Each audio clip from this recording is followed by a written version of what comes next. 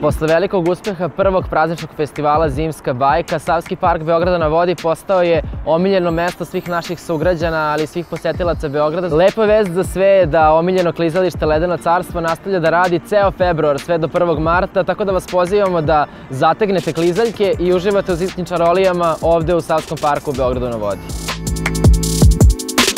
Svake subote od 6 sati uživat ćemo u nastupima DJ-eva i to su žurke koje mi zovemo Saturday's Ice Fever i mislim da će zaista svi uživati u mogućnosti da klizaju i slušaju najbolju muziku baš ovde. To je nešto što nismo imali prilike da do sada iskusimo u našem gradu na ovaj način. Pozivamo sve da prate našu Instagram stranicu Zimska bajka Beograd kako bi se informisali o svim informacijama vezanim za ovo klizalište. Postoji mogućnost za individualne časove klizanja, tako da pravo je vreme da svi oni koji onako znaju da klizaju usavrše svoje znanje na najbolji mogući način.